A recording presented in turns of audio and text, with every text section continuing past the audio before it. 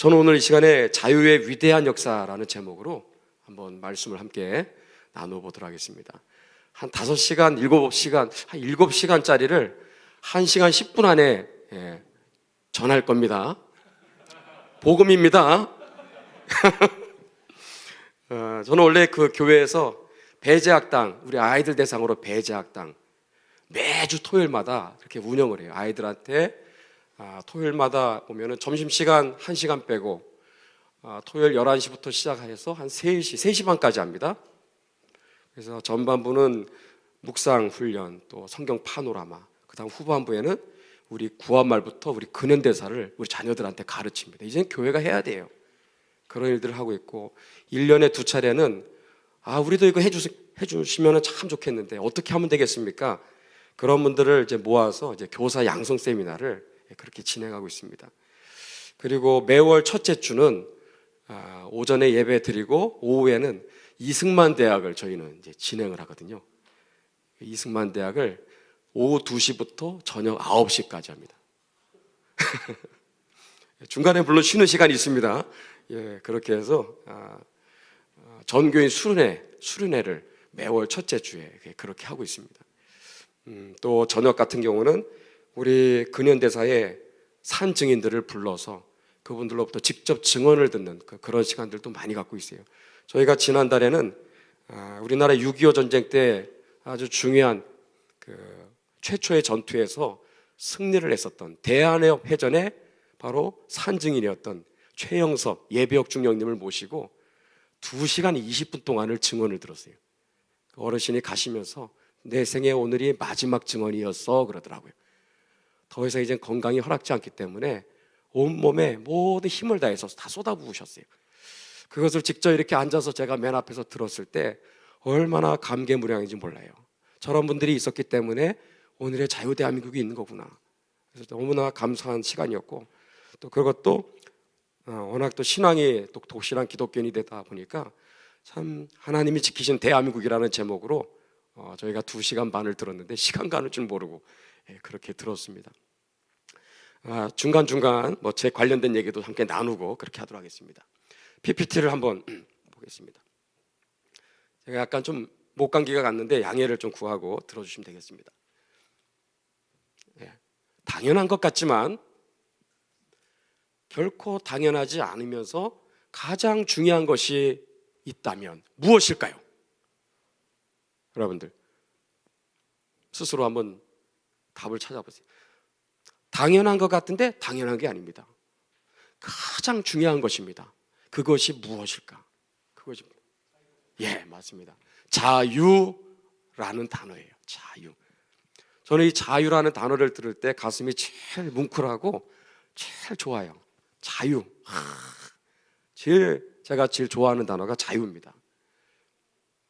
왜냐하면 자유가 거저 주어진 것이 아니라는 역사를 알고 나서부터 제가 이 자유라는 단어를 제일 좋아하게 되었어요. 여러분들 국립현충원에 가면은 이렇게 5만 4천여 기의 묘비가 이렇게 국립현충원에 서울에 있는 국립현충원을 보고 있습니다. 5만 4천여 개의 묘비가 이렇게 서 있어요. 여러분들 69년 전에 6.25 동란 3년 1개월 이틀 1129일 동안에 국난의 최대 위기였던 6.25 전쟁 동안 자유를 수호하기 위해서 전사한, 희생당한 우리 젊은이들의 숫자가 몇 명이나 될까요? 27만 명입니다. 27만 명. 여러분 이 숫자가 몇 명이나 될까요? 몇 명? 제가 저희 교회 우리 교회학교 담당 전도사님이 계세요.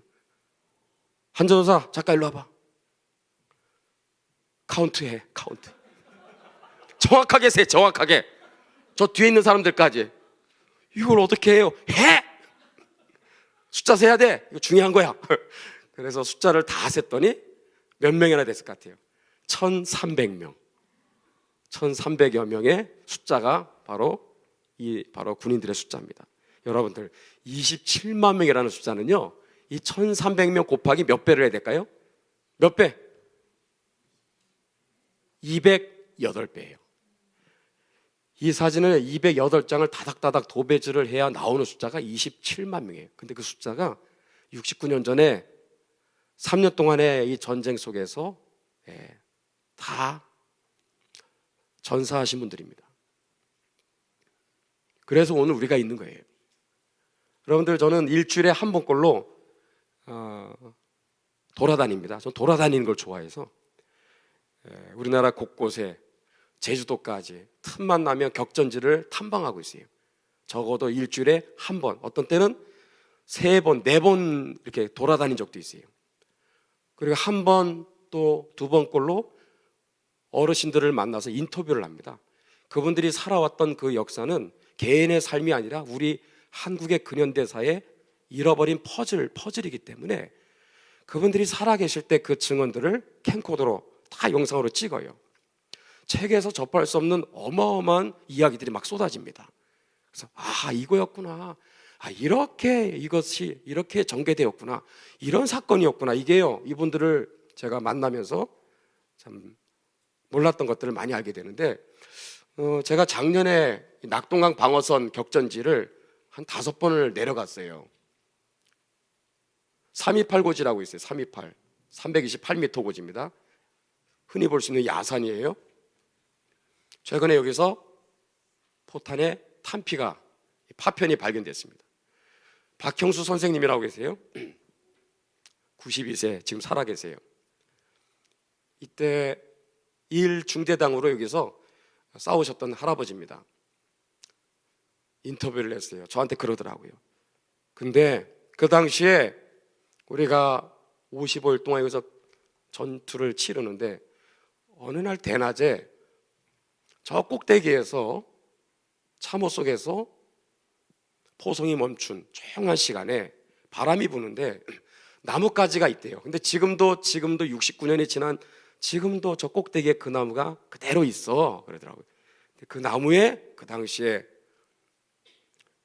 바람에 뭐가 흔들린대. 이렇게 뭐가 걸려 있어요. 살랑살랑 흔들리는데 가만히 가서 보니까 뭐예요?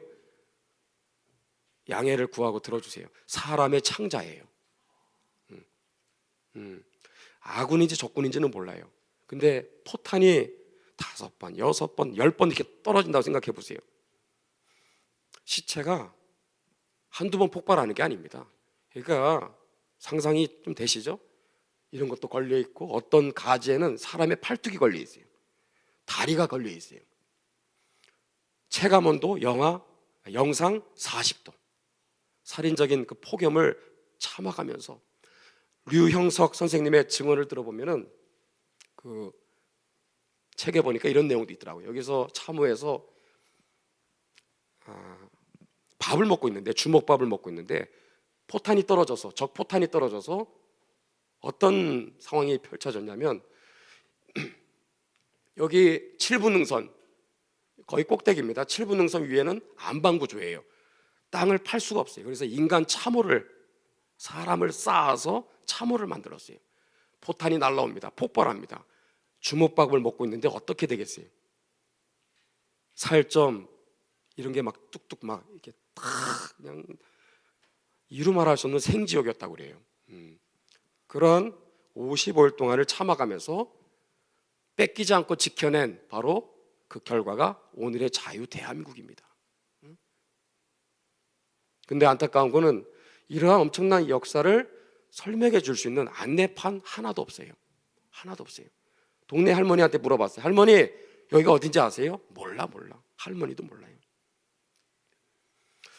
왼쪽 상단에 이덕빈 할아버지예요. 92세입니다. 다부동 전투 전후의 회장님이에요. 지금 살아계세요. 적 포탄이 왼쪽 가슴을 뚫고 나가요. 심장을 비껴나가는 바람에 지금까지 건강하게 살고 계십니다. 오른쪽에 이경수 할아버지, 적 탱크를 찾겠다고 10명이 자원을 해요. 적진 앞으로 가다가 9명이 그 자리에서 다 장렬하게 산화하셨어요. 혼자 사셨어요. 혼자 지금 살아 계십니다. 밑에 할아버지는 적 그 총탄에 머리가 관통을 해요. 그래서 여기에 들어가서 여기 나온 2군데 총탄 자국이 있어서 제가 양해를 구하고 제가 사진을 찍었습니다. 그 덕택에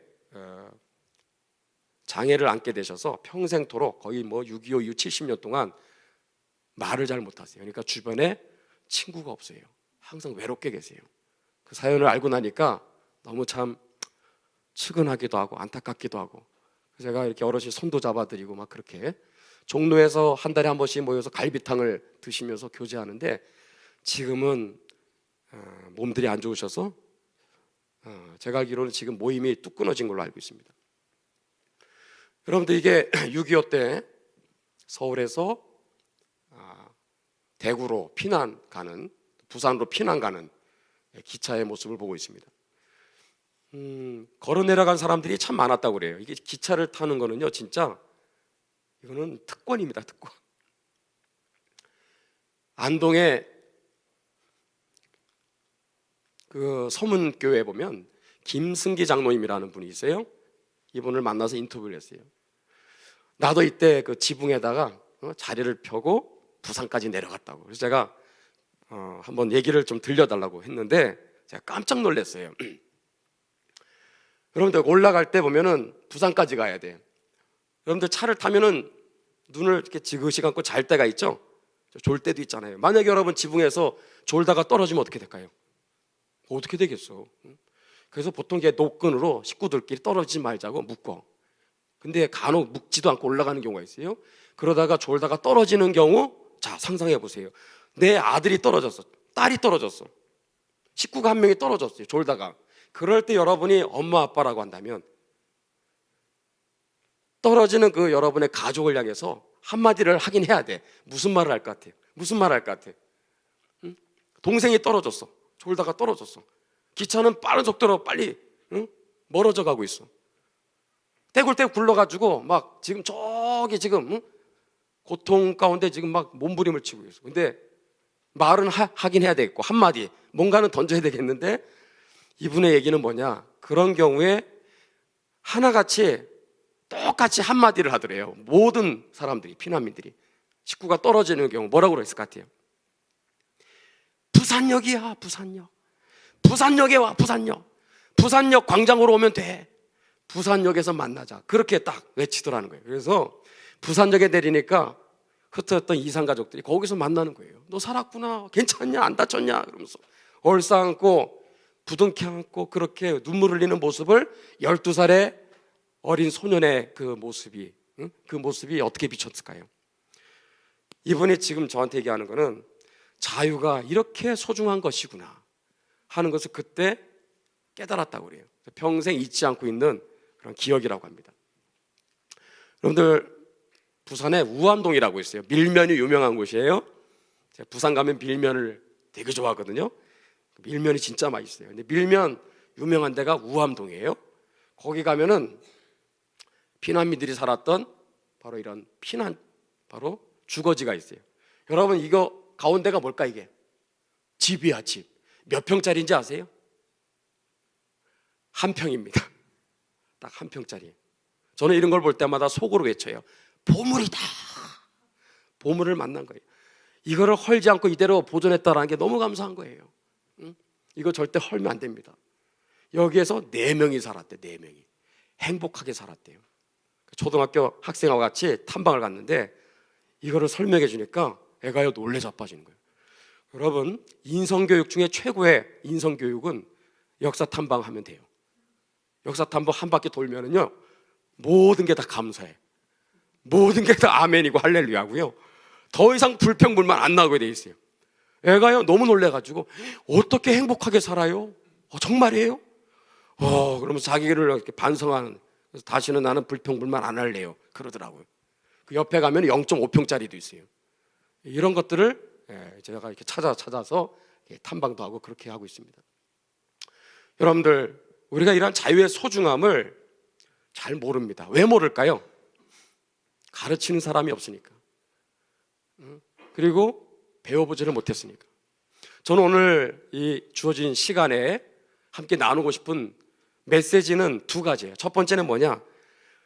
자유가 얼마나 소중한지를 깨달아야 된다는 거예요.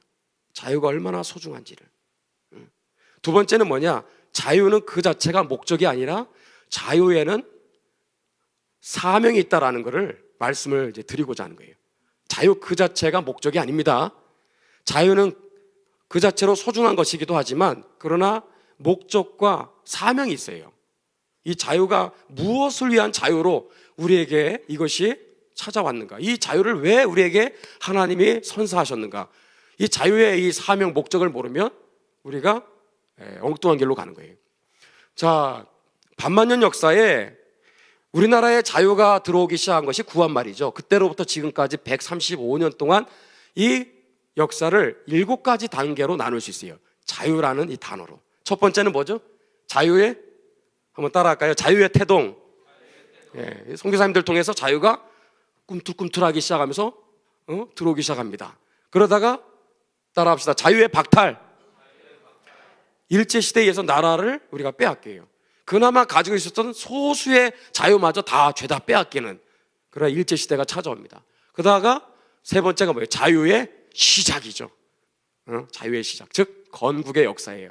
우리나라 건국의 역사는 언제냐? 1948년 8월 15일입니다. 근거가 뭐냐? 그거 얘기하려면 30분 더 필요해요. 그러니까 그거는 나중에 궁금하시면 오시면 되겠습니다. 책을 읽으시면 되겠습니다. 그 다음에 따라합시다. 자유의 위기. 제주 4.3, 여수 14연대 반란, 6.25 전쟁까지 5년 동안의 한국 현대사의 최대 국난의 시기였죠. 호국투쟁의 역사예요. 자유를 지켜내기 위한. 그 다음에 5번째가 따라합시다. 자유의 축복. 지금이죠. 우리는 때를 잘 만난 거예요. 자유의 축복입니다. 그 다음에 6번째, 7번째가 있다는 사실을 우리가 오늘 꼭 기억해야 돼요. 6번째가 뭘까요? 자유의 완성, 즉 뭐예요? 통일한국이에요. 이 통일은 6.15 14선언이 지향하는 연방제 통일이 아니라 오로지 자유통일, 복음통일이 되어야 될 줄로 믿습니다. 그게 하나님이 기뻐하시는 온전한 통일이에요. 그 다음에 그게 끝이 아니라는 거예요. 7번째까지 있다는 거예요. 뭐예요? 자유의 사명이 있어요. 이거는 뭐예요? 선교한국입니다. 선교한국. 글로벌 선진한국. 세상 사람들이 쓰는 표현으로 굳이 얘기하자면 글로벌 선진한국이 되어서 전 세계에 나가서 우리가 70년 만에 우리가 누리게 된 이 자유를 온 세상 열방 가운데 선사해야 돼요. 지금도 이 자유가 없는 나라들이 굉장히 많습니다. 복음 듣지 못해 죽어가는 수많은 열방의 잃어버린 영혼들, 또 자유민주주의 체제가 아닌 이슬람 체제 하에서 또 사회주의 공산주의 체제 하에 있는 그런 수많은 나라들, 그런 나라들에게 우리가 롤 모델이 되어서 봐라, 세계 역사에 이렇게 비참했던 헬조선이 어떻게 이렇게 천국이 되었는지, 이런 번영과 발전이 이뤘는지를 우리가 얼마나 그 자체부터가 얼마나 표적 아닙니까? 증거 아닙니까? 그러니까 이런 것들을 우리가 가서 얘기할 수 있는 바로 그런 날이 바로 선교한국이 완성이 되는 것이죠. 자, 이 얘기를 우리 한번 다는 못하고 우리 한번 구한말 자유가 들어온 태동의 역사와 건국의 역사를 한번 살펴보도록 하겠습니다. 여러분들 구한말에 많은 사진들이 있는데 제가 이 사진을 선정한 이유가 뭘까요? 구한말 시대 이게 누굴까요? 이 사람들을 일컬어 뭐라고 그러는지 알아요? 혹시? 노비라고 하시죠. 노비. 조선시대에 노비의 숫자가 얼마나 많았을까요? 여기 한번 봐요. 16세기, 17세기가 노비의 전성시대였어요. 아무리 미관 말직이라고 해도 노비가 몇 명? 100명이야, 100명. 이건 세계 기록입니다. 이맹현이라는 사람은 정삼품, 직급이 높지 않아요. 근데 몇 명의 노비를 거느렸어요? 758명. 아, 대단한 겁니다. 판서 정승급의 고관대작은 최소 1000명. 세계 넘버원은 누구? 세종의 5번째, 8번째 왕자. 몇 명? 1만 명의 노비를 거느렸습니다. 지방에다가 분산 배치를 했어요. 한 곳에 너무 많으니까 그렇게 할 수 없어서 그렇게 노비를 거느렸다라는 거 아셨어요? 17세기의 경상도 전체 인구의 42에서 64%가 노비였어요. 제가 만약에 300여 년 전에 경상도에 태어났다면 저는 신분이 무엇이었을까요? 노비였겠죠, 노비. 그죠? 제가 사는 데가 상암동이에요. 그 옆에가 아현동, 가자동, 합정동이에요. 세 동네 합친 숫자가 2374명. 노비가 몇 프로? 73%예요. 73%. 우리 조선이요, 노비국가예요. 노비국가. 이거 아셨어요? 사극 때문에 우리가 다 망가졌어요. 우리의 이 생각이 너무 잘못 왜곡되어 있어요. 사극에 나온 사람들 있죠? 다 얼굴이 하얗잖아. 피부 좋고 때깔 좋고. 옛날 사진 보세요. 전혀 그렇지 않습니다. 그리고 정말 비참했어요. 노비보다 비참한 사람이 누굴까요? 응? 백정입니다. 백정. 소 잡고 돼지 잡는 최하층 계급 7부류의 계급을 일컬어 7천반이라고 했어요. 7천반. 그 중에 한 부류가 이제 백정이에요. 뭐 기생, 무당도 있고 갑밭이라고 들어봤어요? 가죽으로 신을 만드는 사람들. 그런 사람들이 다 최하층. 인도로 말하면 불가초 천민. 그렇게 되겠죠. 진짜 불쌍한 사람은 누군지 아세요? 진짜 최악의 인권 사각지대에 놓여 있었던 바로 사람들이 여인들이에요. 여인들. 시집을 갔는데 이 칠거지약이 있어요. 칠거지약 중에 어느 하나라도 어기면 당신 나가 그러면 보따리 싸들고 나가 주셔야 돼요. 바로 이혼이 되는 거예요. 여러분 보세요. 다른 건 그렇다 치지만 진짜 황당한 게 뭐냐? 네 번째, 말이 많은 경우. 말이 많은 경우. 우리 집사람도 나가 주셔야 돼. 말이 얼마나 많은지 했던 얘기 또 하고 재방송하고 지쳐서 쓰러질 때까지. 아니 말이 많은 게 악입니까? 하나님이 그렇게 만드셨는데 어떡하겠어요? 또 말을 많이 해야 또 건강한 거거든요. 응? 7번째 뭐예요? 나쁜 질병 있는 경우. 여러분 이게 헬조선입니다. 지금 헬조선이 아니라.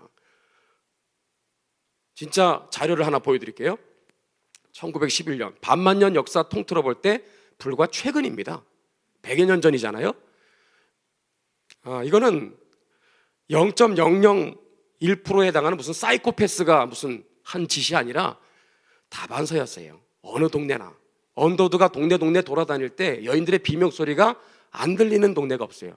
뭐 하는 거야 도대체? 이것을 하고 있어요. 남편들이 부엌에 가서 식칼을 들고 와 아내를 제압해서 코를 베어버려요. 발에다가 불을 질러서 아내를 불구자로 만들어요. 이런 일들이 비일비재했다는 거예요. 그 아내는 저항도 못해. 세상에 불쌍한 인생은 누구다? 조선의 여편네다. 서재필 선생님이 독립신문에다가 이렇게 실을 정도로 여인들의 인권은요 최악이었습니다. 오늘 여기 오신 특히 여편네 성도들이요, 오늘 밤에 해야 될 게 있어요. 다른 기도보다도 감사 만번 복명묵창하십시오. 때를 잘 만났어요. 우리는 정말. 여인들의 이름 볼까요? 이름이 없는 여인들이 꽤 있었습니다. 있어도 다 이게 말도 안 되네. 이 이름 같지 않은 이름들 이렇게 세상에. 이게 여인들이었어요. 첫째, 둘째, 다섯째 뭐예요?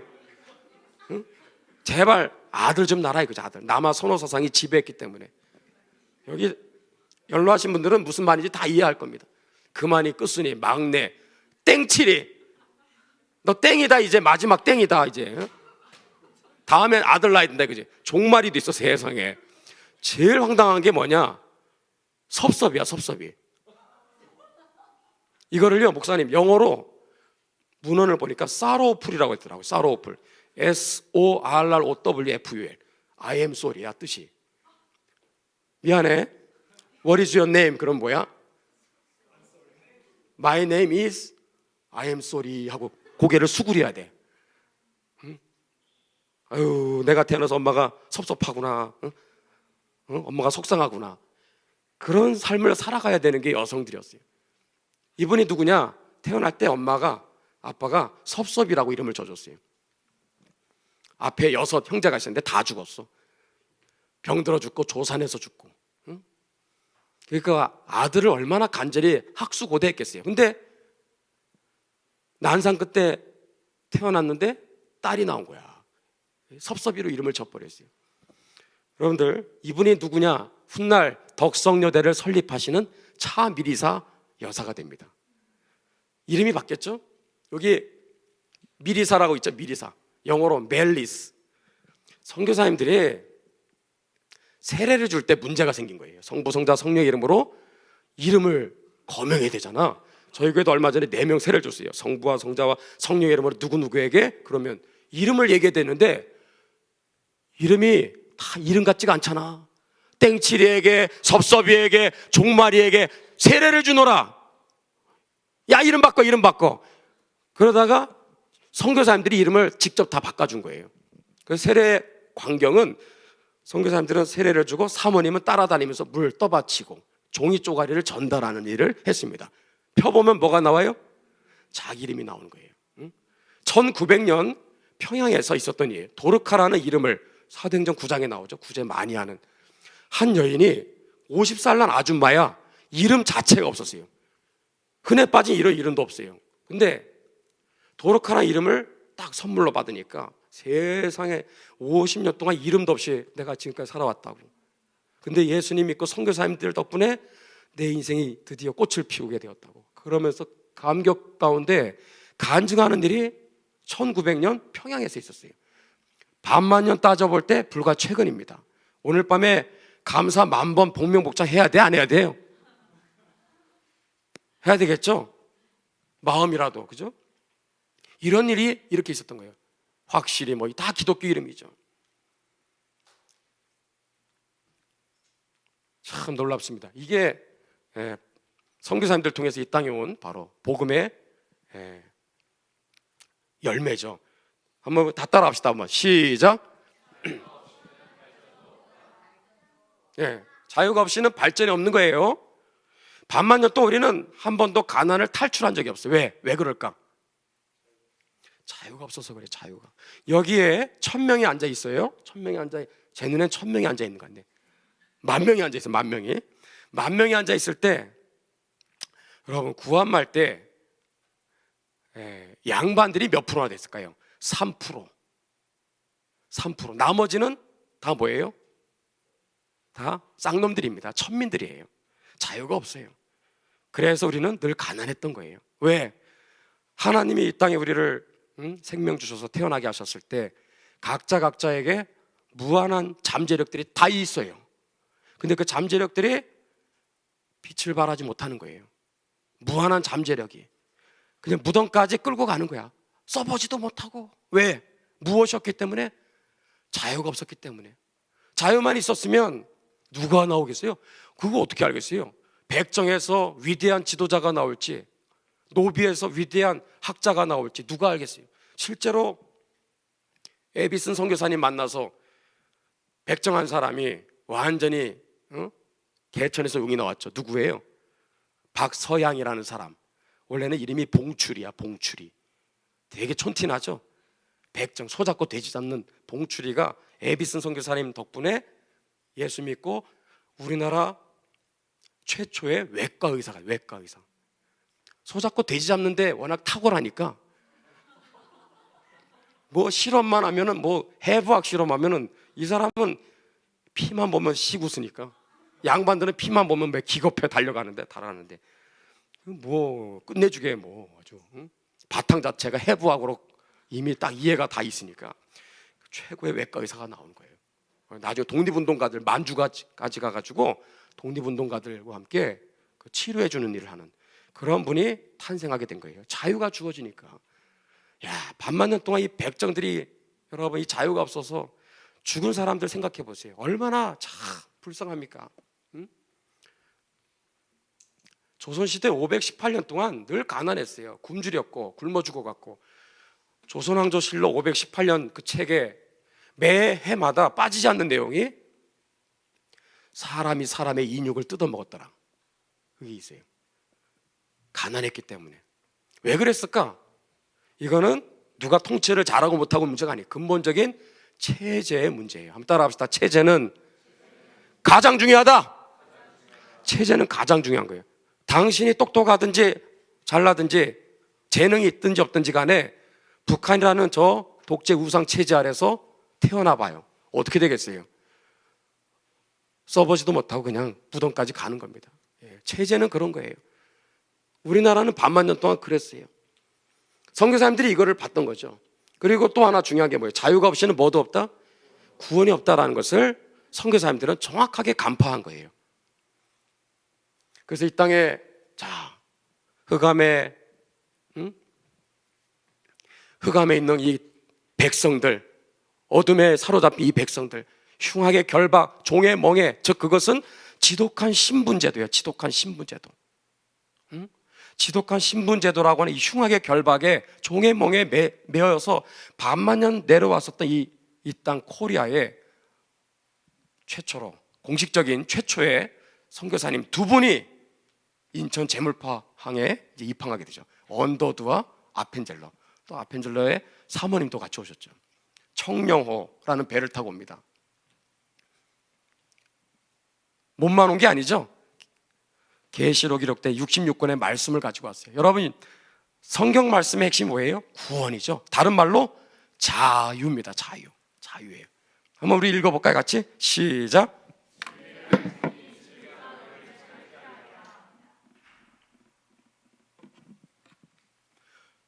자유를 한번 펼쳐볼게요. 저는요, 원래 좀 큰 교회에서 이렇게 그래도 참 과분하게 한 6년 동안 담임 목회를 하다가 갑자기 저는 그런 생각이 없었는데 갑자기 떠밀려가지고 개척을 했어요. 6년이 됐습니다. 개척을 할 때 저희 멤버를 소개하면 저와 우리 아내, 제 아들이 둘입니다. 지금 대학교 3학년, 지금 1학년이에요.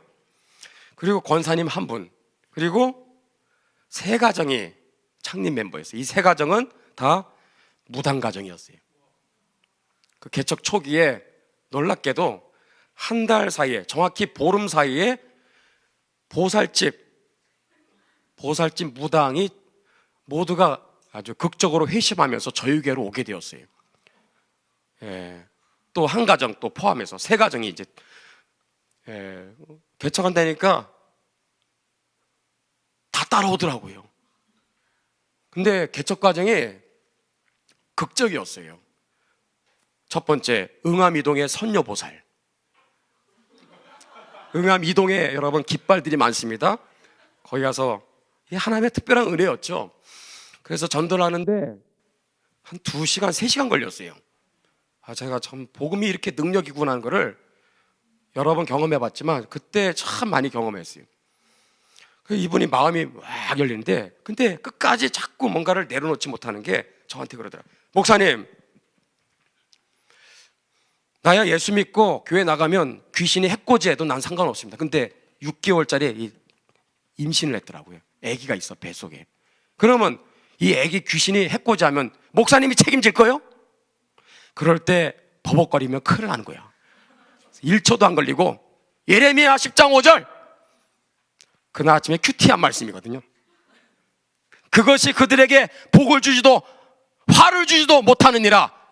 그러므로 두려워하지 말지니라. 그 말씀이 그냥 한순간에 이분의 마음을 확 뒤집어 놨어요. 그러면 목사님, 예수 믿고 나도 교회 나가겠습니다. 그래가지고요, 극적으로 회심한 거예요. 그래서 안수기도도 하고 막 귀신 떠나가고 양육도 하고 그 자리에서.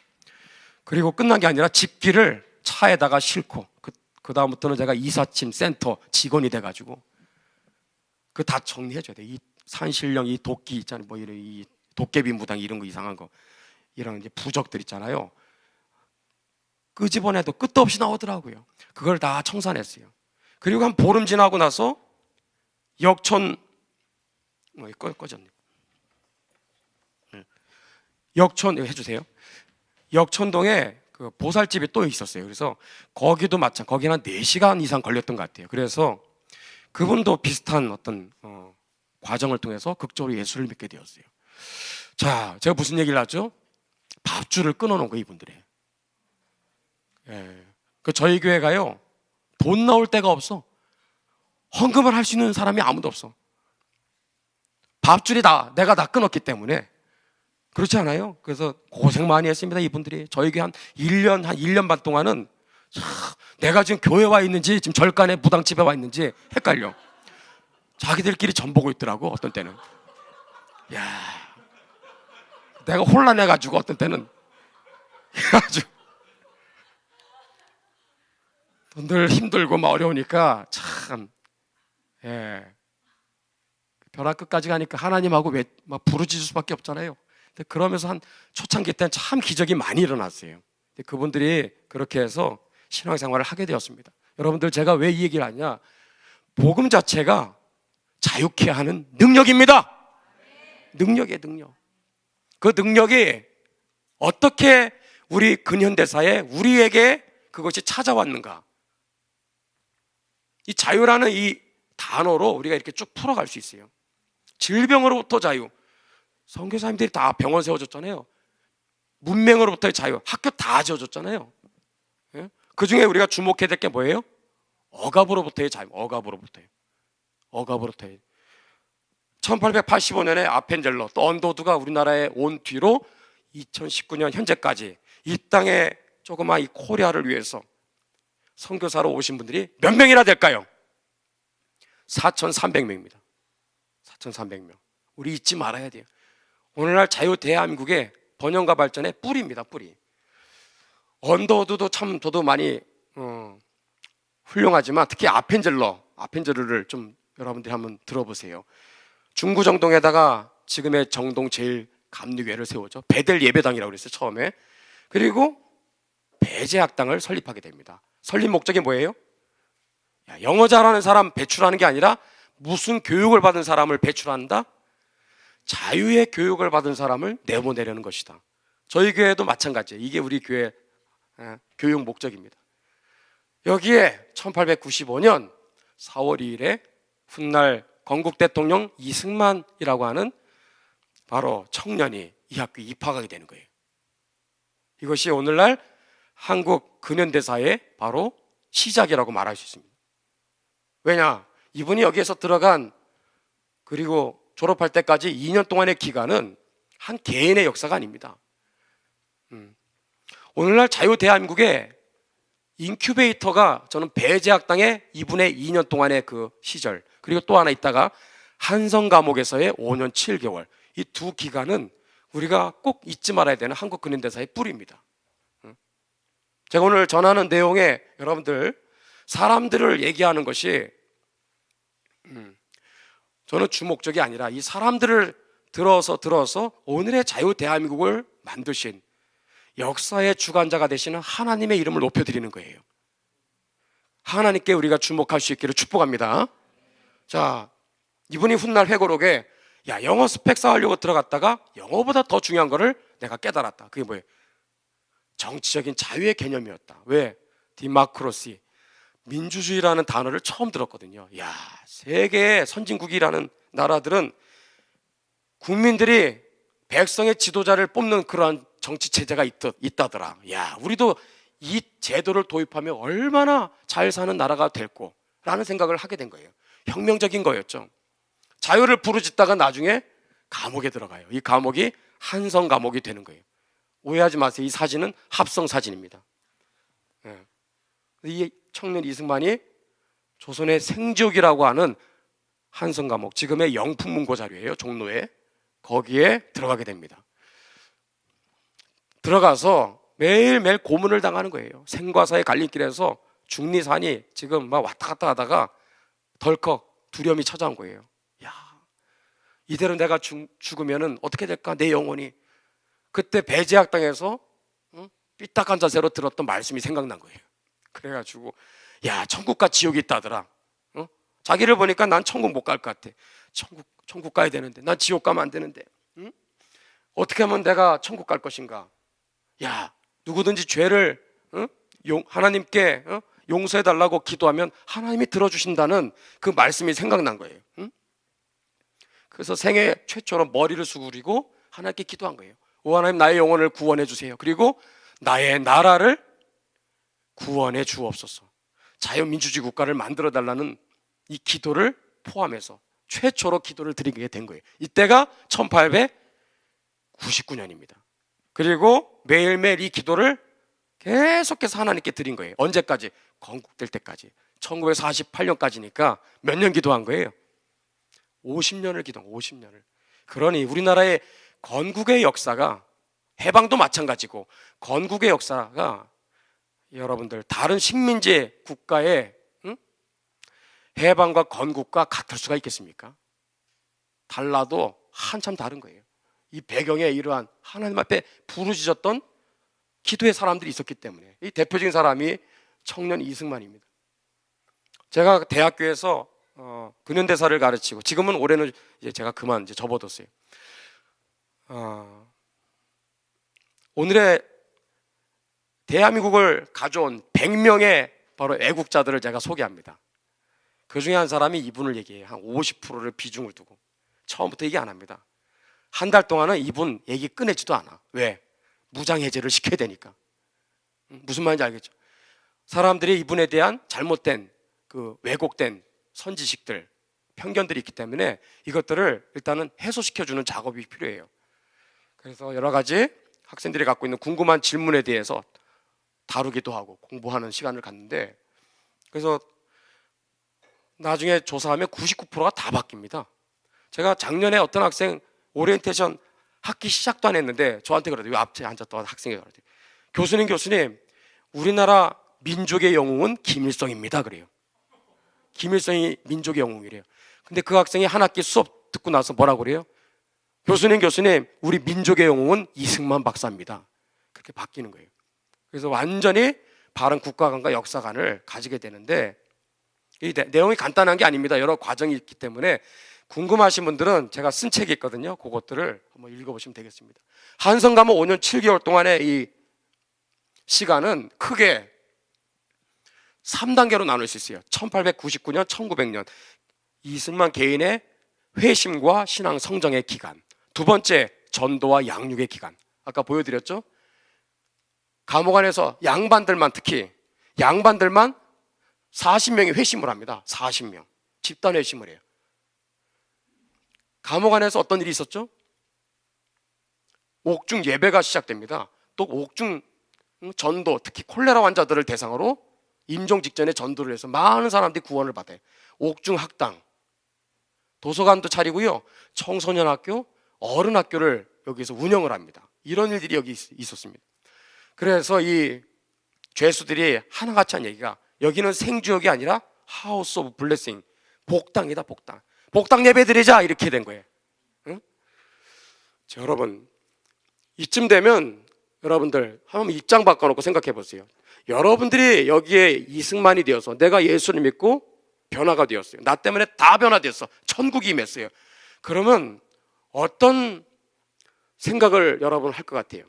여기에서 이승만이 1903년, 1904년 2년에 걸쳐서 어마어마한 집필 활동을 합니다. 무슨 내용이냐? 조선의 생지역이 예수님의 이름으로 인하여 복음 때문에 예배드리고 성경 공부를 통하여 천국이 임했다면, 당시의 이 조선 땅덩어리 전체가 뭐예요? 헬조선이잖아. 이 조선 땅덩어리 전체가 예수님을 믿고 복음으로 이 나라가 변화될 수 있다면 천국이 될 수 있겠구나, 이 생각을 하면서 그러한 생각들을 생각만 한 게 아니라 집필 활동을 했으니, 그 중에 대표적인 것이 바로 1903년 11월에 집필한 교회 경략이라는 글입니다. 아주 꼭 기억해야 될 바로 자료예요. 왜? 반만년 역사에 최초로 한국이라는 이 나라를 향하신 하나님의 이 국가적인 부르심이 최초로 문서로 기록된 자료예요. 중요해요, 안 중요해요? 중요한 자료예요. 생각은 있었을지 모르지만 이렇게 쓴 것은 최초의 사례예요. 이 나라는 어떤 나라가 되어야 되는가? 첫 번째, 따라갈까요? 선진한국. 다음에 두 번째가 선교한국. 첫 번째가 선진한국이에요. 영국, 미국과 같은 나라 만들어야 된다. 그 다음에 세계의 선교사를 파송해서 그들을 구원하고 또 잘 먹고 잘 살게 하는 일에 우리가 쓰임받는 통로가 돼야 된다. 그 얘기를 한 거예요. 그러면서 결론이 너무나 놀라워요. 저거 이걸 읽고 저는 정말 깜짝 놀랐어요. 이게 결론입니다. 이 내용에 마땅히 만국의 왕이시고 만국왕의 왕이신 예수 그리스도로 우리의 왕을 삼아 피와 정력의 모든 상전을 다 버리고 함께 돌아와 만세에 빛난 용상 앞에 머리를 숙이고 예수님 앞에 머리를 숙인다는 거죠. 모두 천국을 위하여 싸우는 뭐가 된다? 강병, 십자가의 군대를 말하는 거예요. 놀라운 거는 당시에 한민족 전체의 10분의 1 복음화, 그게 아니라 모두가 다 예수를 믿고 구원받는 거는 기본이고, 모두가 강병이 되어서 전 세계 다 흩어져 가지고 사탄과 세상을 쳐서 이기고 만국을 합하여, 이게 바로 핵심입니다. 한 천국을 만들자. 한 천국을 만들자. 이게 이분에게 주신 하나님의 꿈이었어요. 이것은요, 이 개인이 똑똑하고 달라서 생각한 게 아니라 다니엘과 똑같아요. 하나님께서 이 이승만이라는 한 사람의 가슴 속에 이 코리아를 향한 하나님의 원대한 이 놀라운 비밀한 계획과 그리고 이 비밀을 하나님께서 보여주신 거예요. 그래서 이 나라가 반드시 언젠가는 선진왕국이 되고 선교왕국이 될 것이다. 이 얘기를 이게 2년 동안, 적어도 2년 동안 추록할 때까지 이 집필을 하게 되었다라는 거예요. 자, 이게 바로 우리가 기억해야 될 한 토막이고, 좀 건너뜁니다. 임시정부가 있죠. 여러분, 임시정부가 상해에서 수립되는데 헌장을 발표해요. 헌법에 해당하는 헌장에 보니까 여러분, 신이라는 말이 3번 나와. 3번. 몇 번? 3번. 세계 역사에 임시정부가 이렇게 하나님을 거명하면서 헌장을 만든 사례는요, 우리나라뿐입니다. 이 나라가 앞으로 해방 이후에 건국이 되면 어떤 나라가 되어야 될 것인가 천명한 거예요. 신인 일치라는 말을 썼어요. 하나님과 인간의 뜻의 일치로 세워진 국가가 될 것이다. 더 놀라운 것은 이거예요. 우리 오랜만에 한문 공부해 볼까요? 읽어볼까요? 시작. 그렇죠. 잘 읽으시네. 신의 국의 건설의 귀한 기초이니라. 뜻은 뭐예요? 아까 그 얘기랑 똑같은 거예요. 하나님의 나라를 건설하고 건설하는 이 땅에 하나님의 주권과 통치와 그분의 영광을 선포하는 이 일에 우리 한국이 그 통로가 되게 하여 주시옵소서. 이 기도의 제목이 여기에 담겨져 있는 거예요. 전 세계 하나님의 나라를 선포하고 그들을 구원하고 하나님의 나라를 이 땅에 실현하는 일에 기초가 되는 나라가 될 것이다. 야, 여러분, 떡잎부터 다른 거예요. 이 나라는 벌써 시작부터. 놀라운 게 이거예요. 미국에서 1919년에 필라델피아 리틀 극장이라는 조그만 극장에서 한인들 150명이 모입니다. 단체 사진이에요. 놀랍게도 당시에 기독교인은 1% 미만이었어요. 근데 여기에 모인 사람 150명은 올 모두가 다 크리스찬이에요. 뭐 했어요? 4월 14, 15, 16일 3일 동안 교회가 아닙니다. 기독교 집회가 아니에요. 부흥회가 아닙니다. 고난주간 특별 집회가 아니에요. 3일 동안 문서를 면밀히 검토해 보니까 찬양이 있고 또 특송이 있고 축사가 있고 설교가 있고 기도회가 있고 간증이 있어. 조선에서 온 선교사가 오늘 왔습니다. 잠깐 말씀 듣겠습니다. 간증도 있고. 뭐예요? 예배야, 예배. 14, 15, 16일 3일 동안을 계속 예배 드린 거예요. 기도하고 찬양하고 말씀 듣고 기도하고 찬양하고 말씀 듣고. 그 결과 놀라운 일이 벌어지죠.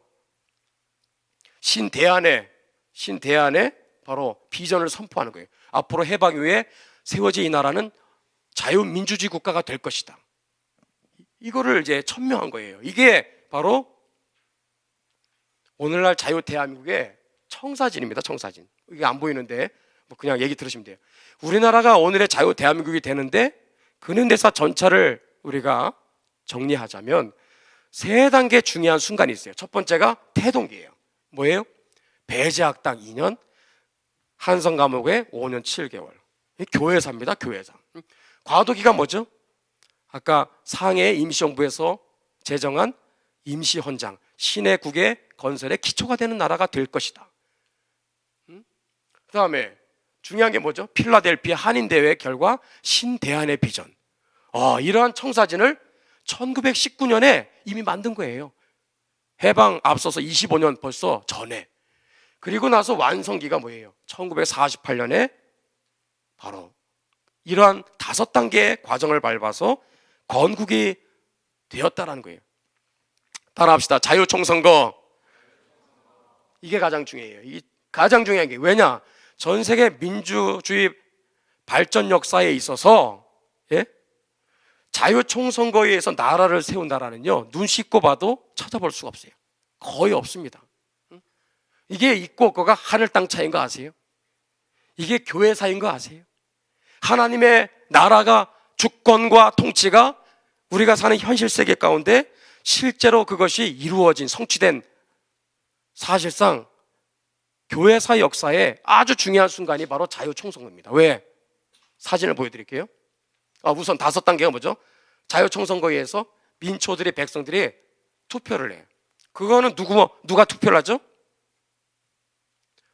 21세, 만 21세 한국인이면 누구든지 다 투표할 수 있어요. 양반도 한 표, 또 뭐예요? 농민들도 한 표, 노비도 할까요? 노비도 한 표입니다. 21세 이상만 되면 무조건 다. 여자도, 세계 역사에 여자한테 투표권을 줘서 나라를 건국한 사례는요 거의 없습니다. 우리는 무슨 자신감으로? 우리는 처음부터 여자들한테 투표를 다 줬어요. 그 순이한테도 한 표, 말순이, 종말이, 섭섭이도 다 해. 그래서요 국회의원들을 뽑습니다. 그 다음에 헌법을 제정하죠. 국가의 내비게이션입니다. 헌법을 잘못 만들어서 고생하는 나라들 수두룩해. 우리나라는 제법 잘 만들었어요. 그럼 대통령 선출하고 정부 수립을 선포하면 건국이 완성되는 거예요. 근데 우리나라 한국사 교과서에서는 어떻게 가르치죠? 정부 수립 선포지 건국은 아니다. 이 말은 무슨 말이에요? 결혼식을 한 거지 결혼은 아니다. 무식이 하늘을 찌르는 말입니다. 여러분, 한 남녀가 서로 사랑을 나누고 그리고 결혼을 결정을 하고 그렇게 준비하면 마지막 최종 단계가 결혼식 아닙니까? 그럼 가정이 탄생한 건데 나라도 똑같아. 이 과정을 다 밟아서 정부 수립 선포를 하면 건국이 되는 거예요. 근데 이거를 건국이 아니라고 그러죠. 자, 자유총선거, 이게 바로 그 사진입니다.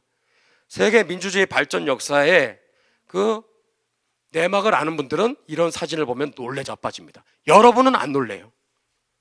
여러분만 안 놀래요. 우리는 늘 500년 전에도 투표를 했다고 생각하니까. 어떤 학생은 500년 전에도 경부고속도로가 있는 줄 알아요. 우리는 천년 만년 잘 사는 나라라고 생각들 하죠. 그러니까 역사를 모르는 거예요. 이게 과거를 알아야 되는 거예요. 이 보릿고개 시절 모르잖아요. 요즘엔. 여러분들이 보세요. 반만년에 한 번도 없었던 엄청난 사건이 바로 이 사진 안에 담겨져 있는 거예요. 우리는 일반 백성들은 한 번도 자유가 없었어요. 주권, 인권, 평등 그런 단어도 없어요. 복지 이런 게 없어요. 근데 일반 민초들이 만 21세 누구나 국회의원을 뽑을 수 있는 투표권을 주어준 거예요. 투표권의 문제가 아닙니다. 자유를 다 부여받았다라는, 이것은 교회사적으로도 성교학적으로도 성경적으로도 볼 때 이것은 하나님의 나라가 이 생지옥 같은 헬조선에 반만년 동안 한 번도 자유가 없었던 이 땅에 드디어 자유가 꽃을 피우고 열매를 맺는 대사건이 48년 5월 10일 자유총선거예요. 여러분 감사히 여겨야 되겠는데 우리는 왜 감사히 여기지 않죠? 의미를 모르니까. 이렇게 일반 민초들한테 자유를 줬다는 건 무엇을 뜻하느냐? 서구 나라가 300년에 이룩한 산업화의 그 과정을 점핑해서 60년 만에 이룰 수 있는 토대가 마련됐다는 거예요. 왜인지 아세요? 당시에 3천만이었어요. 3천만한테 자유를 다 줬기 때문에 어떤 결과가 찾아올까요? 자유가 있으므로 각 개개인에 있는 그 무한한 잠재력들이 뿜어져 나오겠죠. 빛을 발하겠죠. 위대한 사람들이 나오는 거예요. 그러면 그 국가 공동체를 위해서 그것이 함께 시너지 효과로 함께 축복이 되는 거예요. 함께 같이 서로 윈윈하는 거죠. 잘 먹고 잘 사는 그런 나라를 만드는 일에 발판이 마련된 사건이 바로 자유총선거예요. 국가 공휴일로 지정해야 된다 저는 생각해요. 여러분들, 나 이 사진 보면서 여러분들 놀라운 사진이에요. 이게 놀래야 돼. 이 여인들이요 동영상을 보면 두리번 해요. 뭐 해야 될지 몰라가지고 한 번도 안 해봤거든. 근데 투표를 하는데 좀 생소한 느낌이 들었든지 막 두리번 하죠. 예, 놀라운 장면입니다. 그 순위도 있었을 거야 아마. 섭섭이 종말이 다 투표하는 거야. 뭐가 뭔지도 모르고 투표를 하는 거예요. 그래서 국회의원들을 뽑은 겁니다. 영국 민주주의의 본산지죠. 1754년에 자유민주주의를 자 시작한다 했을 때 당시에 인구가 800만. 근데 투표권은 몇 프로만 줬어요? 3.5%. 28만 명만 투표권을 가졌어요. 28만 명만 자유를 가졌다라는 것입니다. 일반 남자들이 투표를 할 때까지 164년, 여자들은 174년이 걸려야만 했다는 거예요. 다른 나라는 볼 거 없어요. 영국입니다. 런던이에요. 1913년, 불과 최근입니다. 에밀리 데이비스라는 한 아줌마가 여기 있다가 아니 미쳤지, 갑자기 뛰쳐나와 말하고 부딪혀 떼굴떼굴 굴릅니다. 응? 공교롭게도 이 여인이 이때 딱 찍혀요. 병원에 실려가 3일 만에 세상 떠납니다. 이 여인은 무슨 생각으로 이렇게 말하고 부딪혔을까요? 말하고 부딪히기 전에 한마디 딱 남겼어요. 뭐예요? 우리 영국 여인들에게도 투표권을 주십시오. 그 유언이에요, 유언. 그리고 세상을 떠난 거예요. 자유민주주의는 자유민주주의를 하고 싶다고 해서 자유민주주의가 그냥 시작되는 게 아니에요. 험난한 과정이 있었어요. 근데 우리나라는 희한해. 나라를 시작하자마자 이러한 과정들을 다 점핑해서 처음부터 하나만 봐도 참 대단한 혁명입니다. 무조건 다 동등하게 투표권을 다 줬다라는 거예요. 응? 놀라운 것은 또 이거예요. 국회의원들 198명에 선출됐어요. 재헌국회를 여는 장면이에요. 임시의장 이승만 박사께서 등단하셔서 이렇게 서두 멘트를 날려요. 하나님이라는 단어를 4번 썼더라고, 4번. 우리가 이렇게 나라를 건국한 게 이게 우리 힘으로 된 거냐? 하나님이 함께 해주신 것이다. 그러니 종교 사상 입장과 주의를 떠나서 우리 모두 국회의원들 나라를 건국하는 오늘 첫 단추, 첫 시작을 기도로 나라를 시작합시다. 한번 다 일어나십시오 하고 다 일어나게 하셔서 누구한테 기도를 시키죠? 여러분들 아시는 분도 아시듯이 당시에 국회의원 중에 목사님 출신 이윤영 목사님이 기도를 하는데 이것이 가장 핵심이었어요. 기도 짧게 해달라고 했더니 기도를 굉장히 길게 했습니다. 아, 대단한 기도예요. 시작.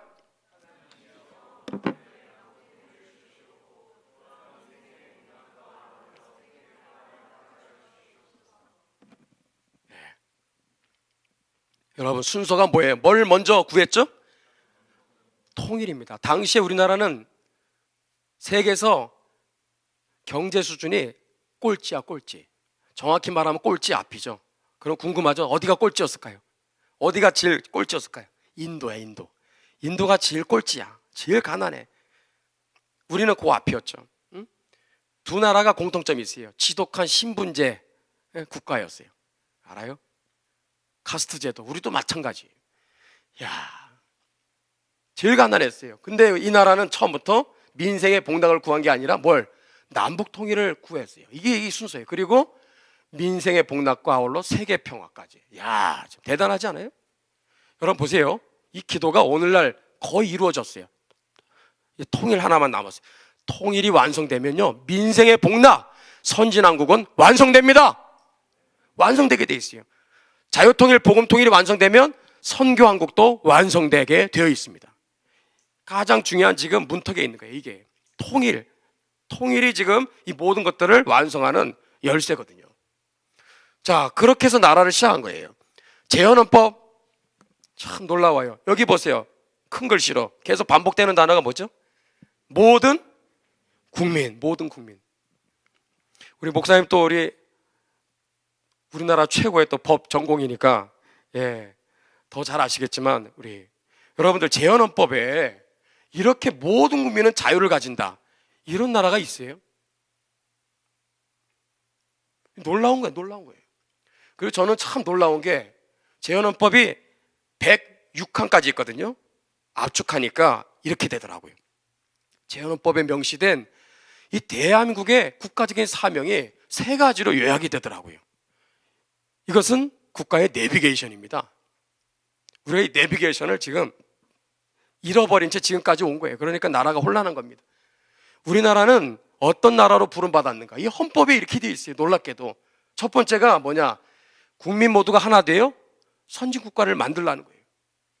헌법의 전문을 풀어서 이렇게 제가 알기 쉽게 쓴 겁니다. 두 번째 뭐죠? 읽어볼까요? 시작. 북한 독재 체제를 무너뜨리고 자유통일을 완성하라. 헌법 4조에 보면은 지금은 3조입니다. 초기에는 4조예요. 대한민국의 영토조항이 있어요. 헌법에 영토조항이 있다는 건 참 특이한 겁니다. 대한민국의 영토가 어디라고요? 한반도와 그 부속도서 한 300여 개 되는 섬들 전부 다 대한민국 땅임을 천명하고 있어요. 무슨 얘기죠? 북한을 잊어버리지 말아라. 북한을 외면하지 말아라. 반드시 자유민주주의 체제 안에서 함께 통일을 이루어 함께 자유를 누리는 그런 나라를 만들라고 명령하고 있는 거예요. 세 번째가 놀랍죠? 시작! 세계를 섬기고 축복하는 나라가 되는 거. 야, 밖으로는 항구적인 국제평화 유지에 노력하는 나라가 되라는 거예요. 비누 한 장도 못 만드는데. 응? 우리가 할 수 있는 거 아무것도 없어요. 세계에서 제일 거지 국가인데 헌법 하나는 끝내주게 만들었어요. 단 그렇다고 100점짜리는 아닙니다. 왜냐? 재헌헌법을 보면 아쉽게도 5개 T가 있어요. 뭔지 아세요? 자유민주주의 국가임을 천명하면서 경제체제는 사회주의 경제체제를 거기다 집어넣었어요. 그래서 자유민주주의와 사회주의 경제체제가 혼용이 된 이제 아슬아슬한 헌법이 나온 거예요. 왜냐하면 국회의원들의 상당수가 사회주의의 경도가 돼 있었거든요. 유진호 박사님 같은 분도 사회주의 쪽으로 헌법을 만드신 분이에요. 그나마 이승만 박사께서 내각 중심제를 대통령 중심제로 만들어서 강력한 중앙 집권 통치에 의해서 나라를 끌고 간 그 하나를 그렇게 되돌린 것 하나만 봐도 사실은 적어도 50점 이상을 줄 수 있어요. 근데 아쉽게도 경제 조항에는 사회주의 조항이 들어가요. 이게 언제 바뀌느냐? 1954년이 되었을 때 2차 개정이 되면서 바뀌게 됩니다. 미국이 바꾸라고, 안 바꾸면 원조 안 주겠다고 압력도 있었고, 이승만 대통령도 이거 바꿔야 된다. 그래서 결국 이제 바뀌게 됩니다. 그때부터 자유민주주의와 시장경제체제가 이제 정착이 되게 되죠. 우리가 여기서 알아야 될 게 왜 처음부터 못하느냐? 그렇게 말할 수 없어요. 자유민주주의는 하늘에서 뚝 떨어지는 완제품이 아닙니다. 아니 서구 나라들은 300년이 걸렸는데 그렇지 않겠어요? 이런 시행착오가 있다는 거예요. 어쨌든 우리에게 중요한 오늘 포인트는 이거예요.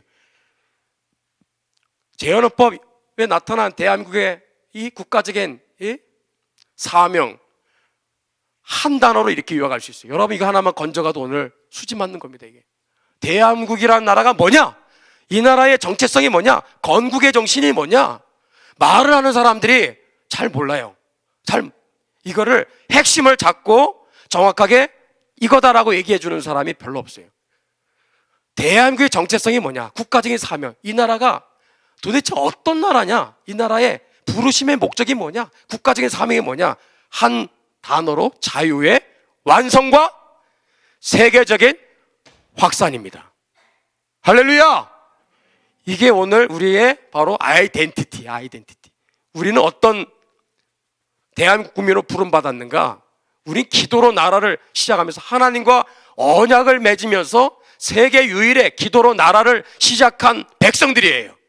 그리고 기도하면서 헌법을 만들었어요. 헌법에 하나님의 마음이 거기에 담겨져 있는 거예요. 아까 세 가지. 요약하면 뭐예요? 너희들끼리만 자유를 누리지 말고 이 자유를 북한 땅에 맞아 죽고 얼어 죽고 굶어 죽고 복음 듣지 못해 지옥 가는 지금의 2,400만 그들에게도 이 자유를 선사하라. 자유를 나눠줘라. 자유를 확산시키라는 거예요. 그래서 통일을 이루고 나서 마지막에 뭐죠? 확산을 시키라는 거예요. 동북 삼성과 몽골과 중앙아시아 백투 예루살렘까지. 여러분들 한번 읽어봅시다. 이거 하나. 자유의 완성 시작. 제게 주어진 시간이 이제 다 돼갑니다.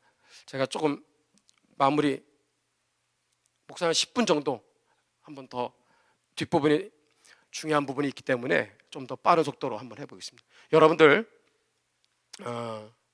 이거예요. 이게 우리의 바로 아이덴티티입니다. 정체성이에요. 그래서 자유의 역사 아까 다시 반복합니다. 이게 자유의 완성과 확산의 이 부르심을 우리는 다시 이거를 붙잡아야 돼요.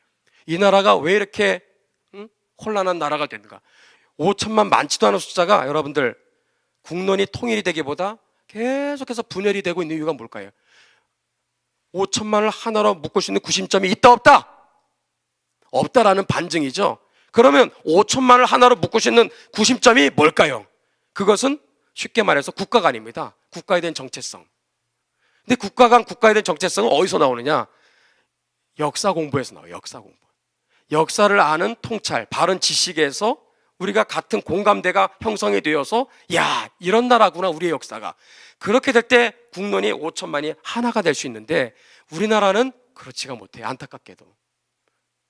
그리고 이렇게 완성과 확산까지 얘기를 하는 역사교육은요, 거의 찾아볼 수가 없는 겁니다. 이게 우리의 현실이에요. 그래서 여러분들 자유의 역사 7단계, 마지막 6번째 7가지, 이것만 알아도 여러분들 우리가 나가야 될 중요한 내비게이션 하나를 우리는 오늘 발견하고 가는 거예요. 그리고 나서 우리가 해방 이후에 3년 만에 드디어 건국을 이루게 되죠. 자,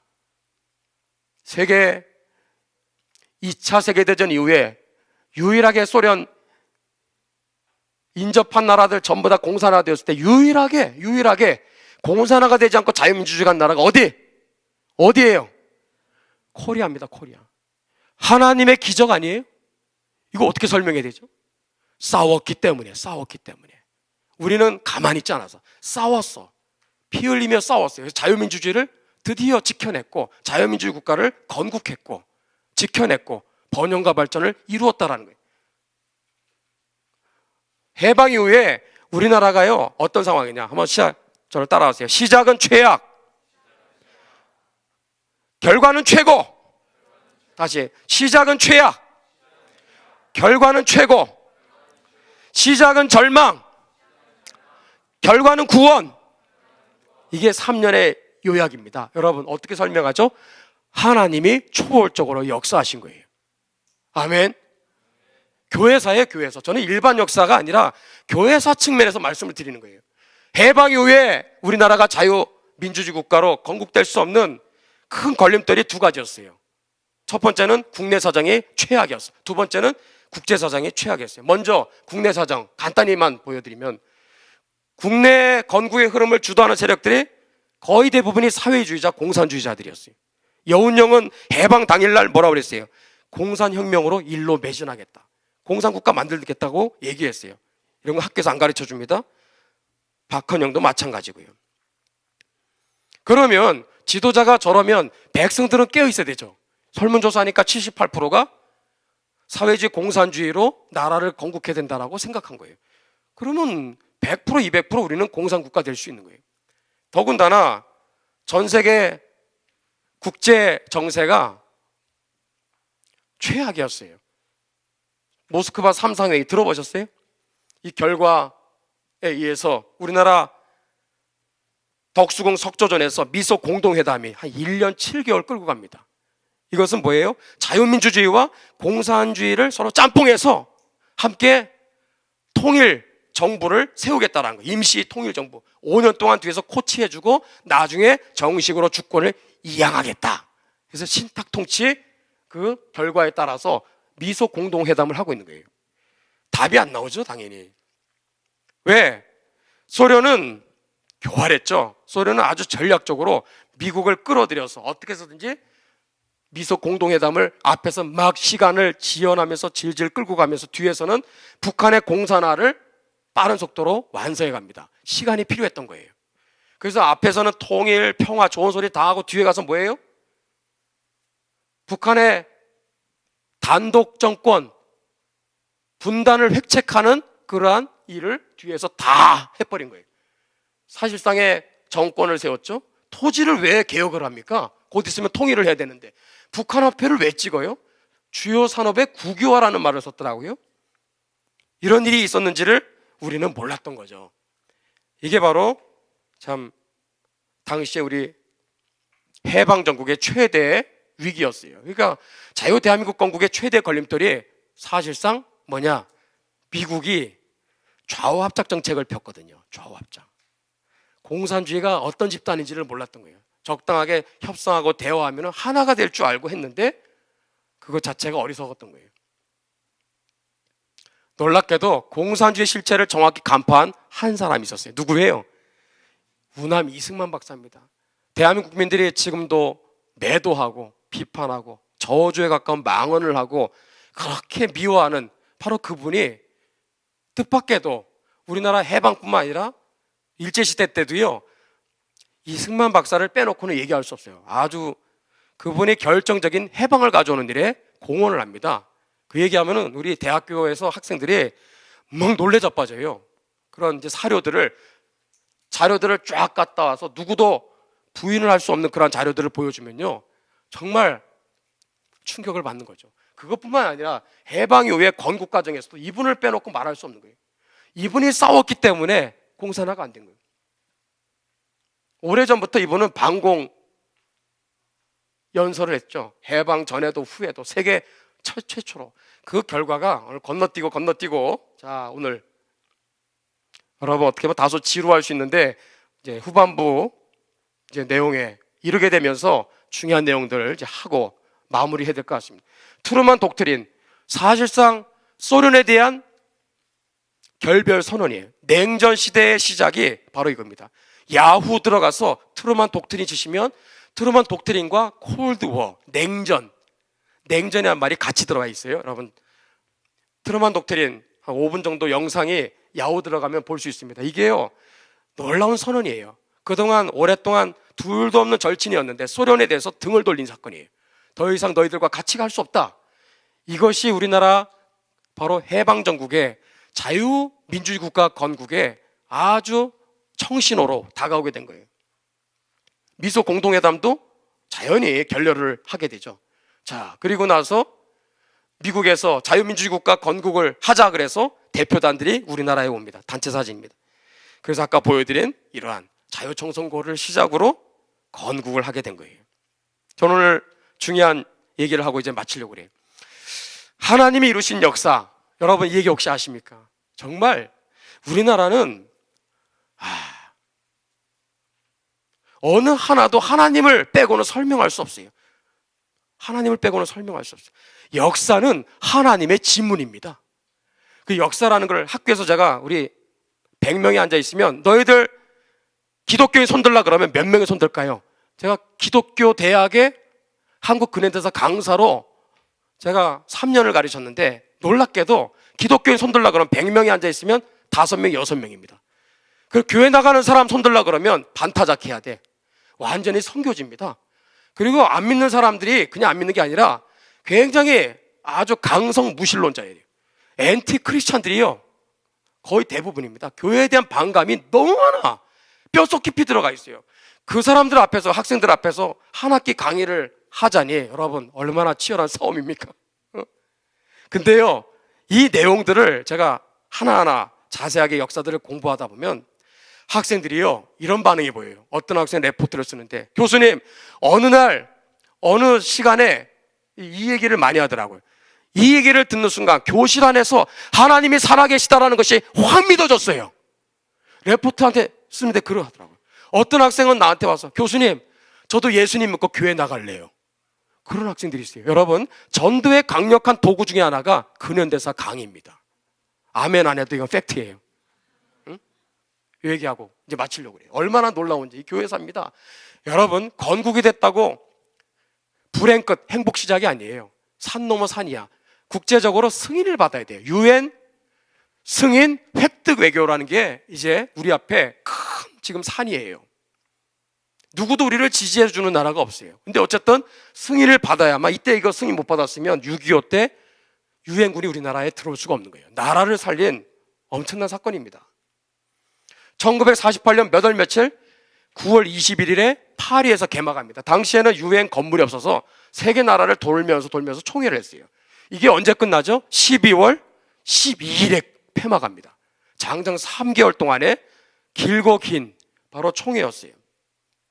9월 20일에 전 세계 여러분들 58개국에 275명의 대표단들이 와요. 75개의 급박한 현안들을 가지고 이 문제들을 해결하기 위해서 모인 겁니다. 다 자기 나라 문제가 제일 우선이겠죠. 우리나라도 이러한 문제를 안고 간 거예요. 당시에 대표단 8명의 사진입니다. 무거운 정말 책임감을 안고 파리로 건너가요. 이름을 한번 볼까요? 이분들 가운데 조병옥 박사, 장면 박사, 왼쪽에 누구죠? 모윤숙 여사, 또 이화여대를 설립한 김환란 여사가 되겠습니다. 이분들이 드디어 가는데 거의 3개월 동안 이렇게 앉아 있었어요. 옵저버 자격으로. 발언권이 있었을까요? 없었어요. 로비도 못해. 대표단들 만나서 제발 우리 코리아 대한민국 좀 승인해 주십시오. 말을 못하게 됐어요. 규정이. 언제부터 로비를 할 수 있어요? 12월 7일부터 문 닫기 일주일, 폐막 일주일, 그때 로비를 할 수 있어요. 애간장이 타는 거예요. 다들 얼굴이 어둡죠. 이제 12월 11일이 되었습니다. 3개월이 거의 다 지나가고 한국 승인 문제 하나만 남았어. 여기에 이미 대표단 중에 3개 나라는 보따리 사들고 이미 가버렸어요. 야, 이제 뭐 다 끝났는데 뭐 한국은 뭐 있든 없든 상관없어요. 관심 없어요. 3개 나라가 이미 가버렸어요. 근데 우리는 뭐죠? 하루 남았어. 하루 만에 이거 해결해야 되는 거예요. 근데 토론이 시작된 겁니다. 투표를 한 게 아니에요.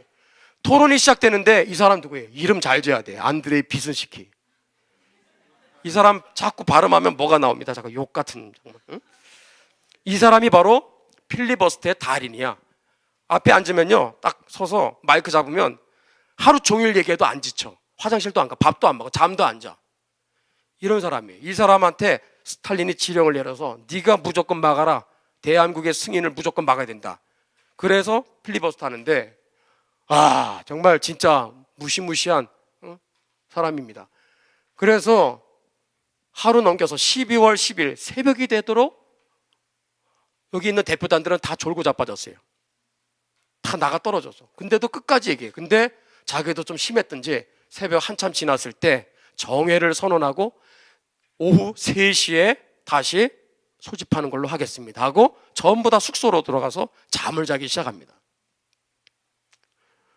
폐막이 몇 시예요? 12월 12일 오후 6시에 6시. 그래서 3시에 일단 모이는데 참 제가 그 자료를 보다가 너무 참 기가 막힌 게 숙소에서 대표단들이 안 나와. 지쳐가지고 전부 다 고래고래 다 쓰러졌어.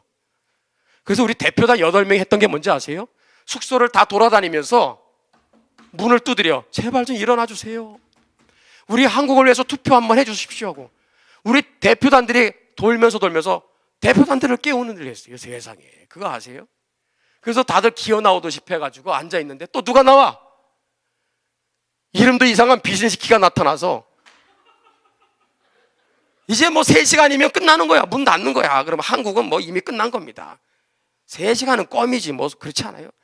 그냥 앉아서 이제 뭐 우리는 야 끝났구나. 야.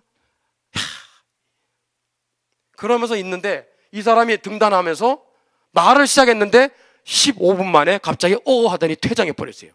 왜? 치통과 성대결절이 찾아왔어요. 이 사람이 원래 그게 있었느냐? 없어. 갑자기 찾아온 거야.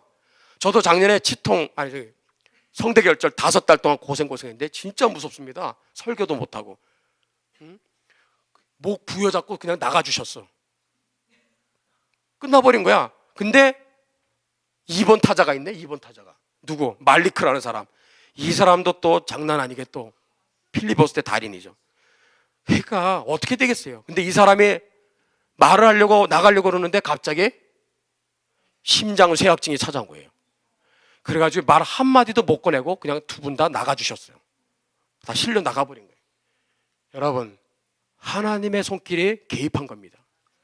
하나님이 초월적으로 역사하신 거예요. 어찌하여 민족들이 분노하며 열방들이 허사를 경영하는 거.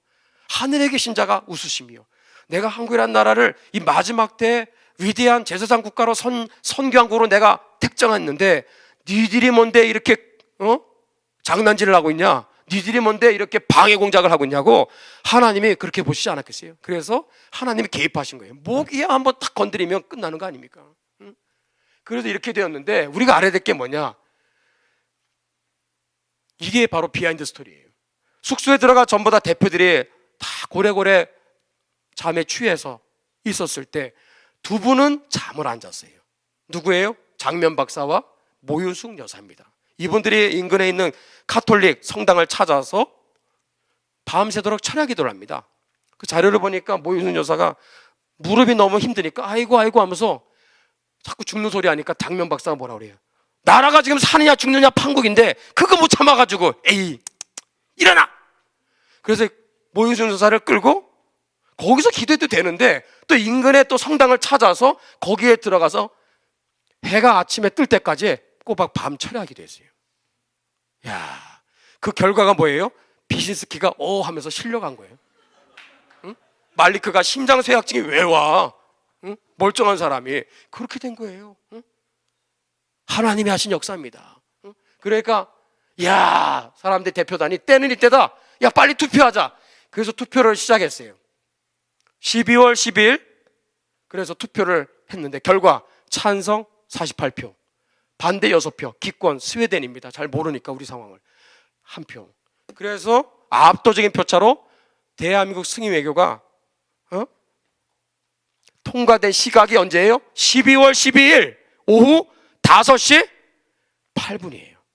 폐막은 언제? 오후 6시 10분에 3개월 동안의 유엔 총회가 문을 닫게 된 것입니다. 이쯤 되면 우리 박수로 하나님께 영광을 올려드리겠죠.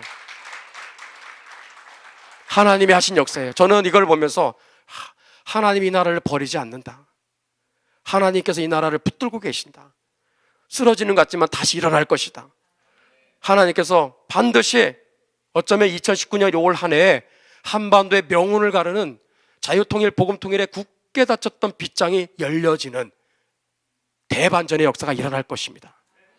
여러분들 그거를 우리 잊지 말아야 돼요.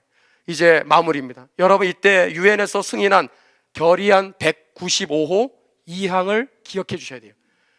This is the only such government in Korea. 응? 이런 말을 했더라고요. 한반도에 존재하는 유일한 정부라고 말을 했어요. 근데 오늘날 교과서에서는 어떻게 왜곡을 하고 있죠? 거짓말을 하고 있어요.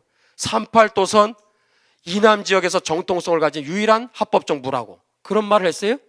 38도선이라는 말이 어디 있어요? 코리아 하나만이지.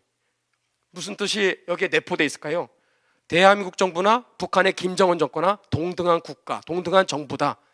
서로 함께 일민족, 두 체제, 두 정부 통일을 이루자라고 하는 암시를 깔고 싶은 거예요.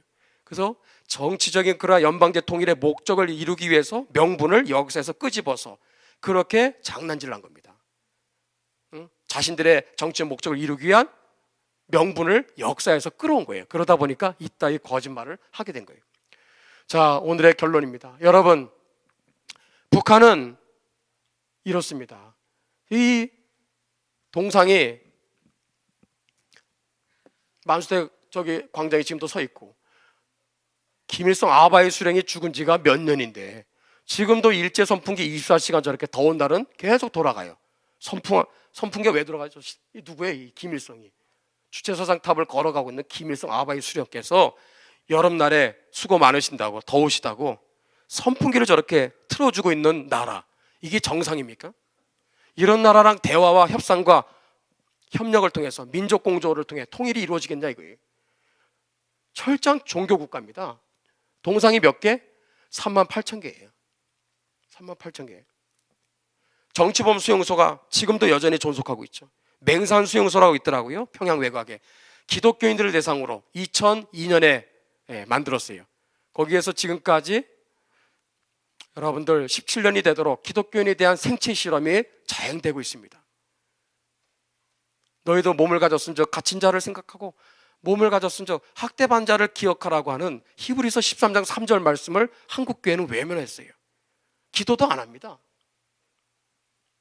정치범 수용소 다 기독교인들을 수감하기 위한, 또 북한에 억류되어 있는 6명의 선교사님들, 저는 이분을 몇 년 전에 북중 단계 선거 때 가서 같이 점심 식사를 했어요. 1, 2년 지난 뒤에 이분이 피살됐다는 얘기를 들었습니다. 차에서 목에 칼이 찔려가지고 참 안타깝게 돌아가셨어요. 이런 분들이 북한에 있어요. 자, 결론입니다. 여러분, 스탈린의 동상이 이렇게 쓰러진 채 사람들의 비웃음과 조롱을 받는 날이 오리라고 누가 생각했겠어요? 여기 뭐죠? 이게 WC 화장실이죠. 에라 넌 똥통이다 이거 아닙니까 지금? 저는 이런 날이 오리라고 저는 믿어요. 와야 됩니다. 오게 해야 됩니다. 그리고 그 이후에 포스트 시즌을 준비해야 돼요. 저는 오늘 말씀의 결론은 이거예요. 첫 번째, 자유의 소중함을 잊지 말아야 됩니다. 소중함을. 가장 중요한 거예요. 근데 또한 가장 위험한 게 또 자유입니다. 자유. 이 목적을 모르니까 지금은 이게 우상이 되어버렸어요. 인권이 우상이 되어버렸어요. 자유의 사명인데, 목적이 있는데 우리가 국가 내비게이션을 잃어버렸어요. 역사 공부를 안 했기 때문에 이런 사태가 벌어지는 거예요. 저는 오늘 이 시간에 함께 기도하는 시간 함께 가졌으면 좋겠어요. 한번 우리 합심해서 좀 기도할까요? 귀한 시간, 결코 적지 않은 시간 주신 거 감사합니다. 우리 하나님 앞에 이 시간에 이 나라 위해서 우리 기도합시다. 오늘날 대한민국의 하늘 아래 너무나 가슴 아픈 일들이 일어나고 있어요. 오늘의 대한민국의 건국과 발전에 기여한 공헌하신 분들은 친일파라는 프레임을 더 씌워서 지금 훈장을 박탈하려는 그러한 작업이 이미 들어갔어요. 여러분 아세요? 15,000명의 독립유공자들, 건국의 주역들, 이러한 훌륭한 애국자들 15,000명이거든요. 그 사람들을 전수조사를 다시 해서 조금이라도 털끝만큼이라도 현미경의 잣대를 들이대서 친일파가 아닌데 그들을 건국훈장을 박탈하겠다, 이런 시도들이 있어요. 거꾸로 대한민국의 총뿌리를 겨눈 사람들을 15,000명을 다시 재심사해서 600명에 해당하는 사람을 목표로 독립운동가를 세우고자 하는 그런 일들이 이미 추진되고 있습니다. 여러분 처음 듣는 얘기일 거예요. 오늘 나누고 싶은 기도 제목은 이겁니다. 시편 28편 5절에 여호와께서 행하신 일들과 손으로 지으신 것을 생각지 아니하므로 여호와께서 그들을 파괴하고 건설하지 아니하시리로다. 하나님이 하셨다는데, 하나님이 나라를 시작하셨는데, 이렇게 축복하셨다는데, 이렇게 하늘이 소리치고 땅이 소리치고 역사가 우리에게 지금 이렇게 교훈하고 있고 이런 자료들이 있고 증거들이 이렇게 있는데 어디 하나님이야? 무슨 하나님이 나라를 축복하셨어? 하나님이 행하신 일들을 전면 부정하고 있고, 또 하나님이 들어쓰신 역사에 모세와 같은 위대한 조연급에 해당하는 그러한 인물들을 매도하고 있습니다. 여러분들, 역사에서 이 진실을 지우고 왜곡하게 되면 역사의 주인 되신 하나님이 사라지는 사태가 벌어지게 되는 거예요. 역사를 왜곡하는 것은 단순한 범죄들 중에 하나가 아니라 역사의 주인 되신 하나님을 땅에다 묻는, 이것은 엄청난 범죄 행위입니다. 우리 하나님께 이렇게 기도했으면 좋겠어요. 하나님 아버지, 이 땅에 하나님 행하신 이 위대한 역사들이 다시금 빛 가운데 드러나게 하여 주시옵소서. 이 백성들의 눈을 가리고 있는 모든 거짓과 왜곡들이 비늘들이 벗겨지게 하여 주시옵소서. 하나님의 행하신 역사들이 정말 이렇게 소리를 치고 있는데 이 나라가 이렇게 망령된 나라가 되었습니다. 의인을 악인이라 말하고 있고 악인을 의롭다고 말하고 있습니다. 그런 사람은 여호와의 미워하심을 받느니라. 잠언의 17장 15절에 말씀하고 있습니다. 하나님이 축복 가운데 세워진 이 나라가 벼랑 끝에 서 있습니다. 우리 하나님께 기도합시다. 이 나라가 왜 이렇게 되었는가? 내비게이션을 잃어버렸어요. 이 나라의 부르심의 목적을 잃어버렸습니다. 너희들끼리 잘 먹고 잘 사는 나라가 아니라 위대한 정말로 선진한국, 이렇게 기독교 복음으로 복된 나라 만들어서 통일을 완성하라. 통일을 완성하라. 전 세계를 자유케 하라. 전 세계를 복음화하라. 그런 나라가 되라고 하나님 우리에게 말씀하고 있는 겁니다. 그런 나라 되게 하여 주시옵소서. 우리 한번 거룩한 두 손을 들겠습니다.